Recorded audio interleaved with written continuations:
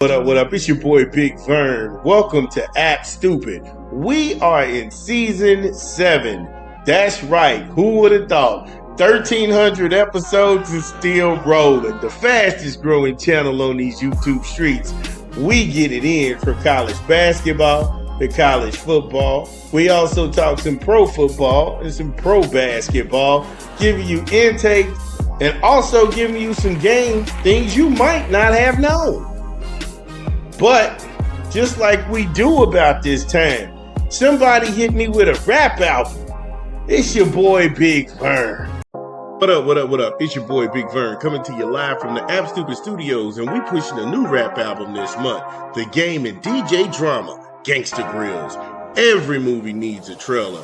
In stores now. Get it where you legally consume music, whether it be Apple Music, Google Play, or Spotify. My personal favorites on the track is going to be Caviar and Cartier. That's pretty cold. That's pretty cold. Can I?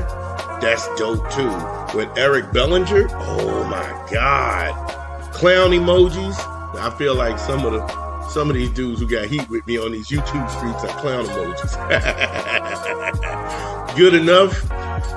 Quarter zips and matcha. Yo, that one was hard. Who did that beat? That was crazy. Coast Guards and Blood Tears. The Game and DJ Drama, Gangsta Grills.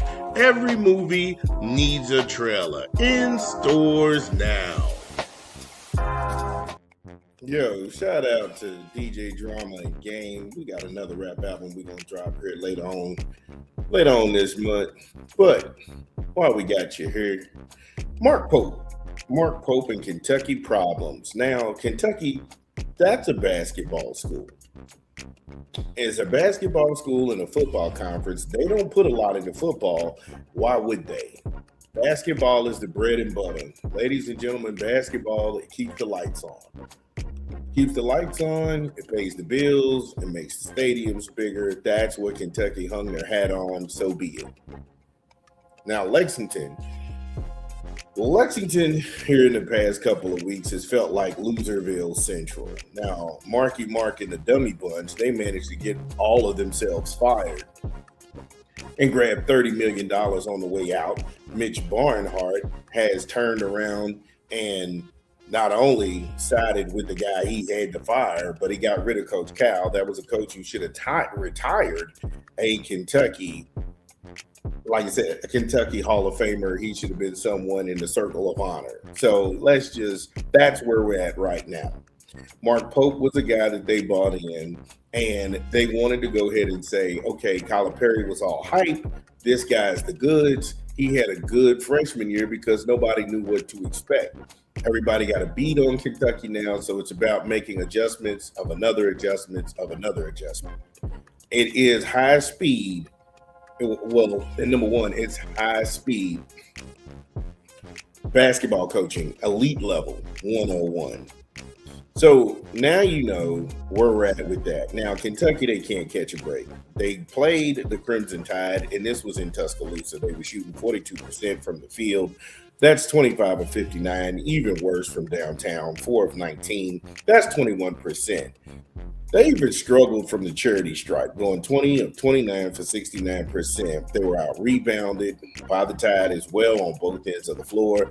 Horrible ball security. When you're not having a good offensive night, you have to go ahead and rely on defense and offensive rebounding and defensive rebounding. The minute that happens, you start to really make some inroads, but you have to protect the ball. Having 11 turnovers and surrendering 32 points in the paint, that's not going to cut it. That's not going to cut it.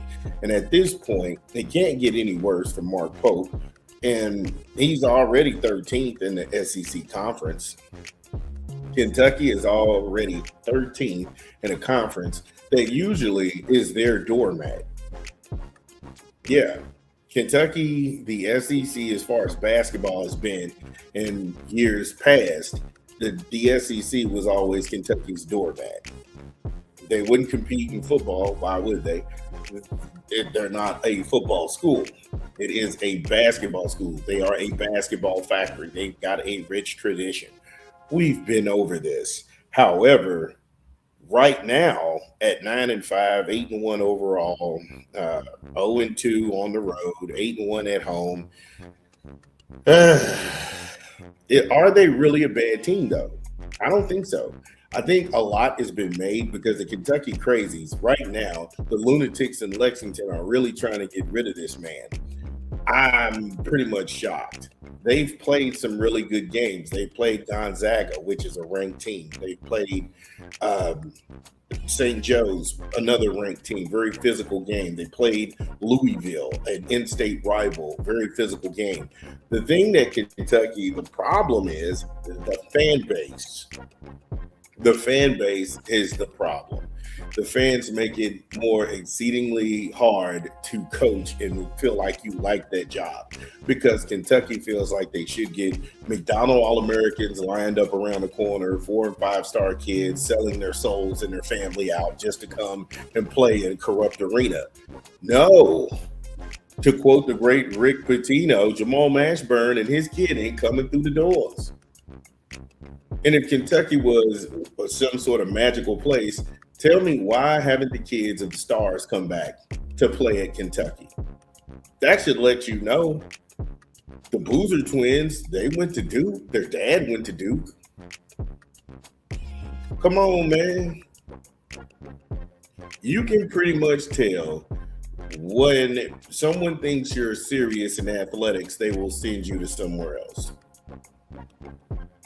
And the Boozer twins as a package went to Duke. You can't name a Kentucky alum or Kentucky star. Not a cousin. I'm talking about a direct blood sired named kid who went to Lexington to follow in his dad's footsteps. And that should show you right there the toxic behavior. Kentucky only put up 34 points in the first half and 40 points in the second half. See, Alabama, they run a hybrid defense built on pressure. This, they can apply in full court traps, and they can switch off and man-to-man, and then they drop back on the block, and then they show you some sort of zone packages, whether it be 2-3, 1-3, 1-3-1, any of those junk defenses, and that confuses teams. This was the undoing of Kentucky because in a pressure defense, this makes you push tempo. Guys who are playing loose and fast, jacking up shots, it's also going to disrupt timing. When you're a shooter, you have to get in some sort of a rhythm. Alabama doesn't allow you to get in any kind of rhythm because they always push the pace. They always push the pace, and that's going to affect teams like Kentucky because if you're not in any kind of shooting rhythm for a team like Mark Pope and what he brings to the table, it's predicated on shooting nothing but threes. So if you're having a horrible night from the perimeter, you're having a horrible night from the edges and the wings, and we can kind of slow you down in the mini game, you're going to see what you get. Ladies and gentlemen, that is a serious breakdown. Nobody is giving it to you like this. I'm not a Kentucky fan. I'm not an Alabama fan. I'm not an SEC guy whatsoever. But I have the ability to break down and tell you what I see, and that's what I saw. So congratulations to Alabama, Nate Oates and company. Wish them well in the SEC. Mark Pope is back to the drawing board. If you are a fan of Big Blue, get in the comments. Y'all know what it is. It's your boy, Big Vern. Yeah, it's your boy, Big Vern. Y'all know the drill. Get in the comments. Whether you agree or disagree, let me know what's going down. It's your boy, Big Vern. We'll be back.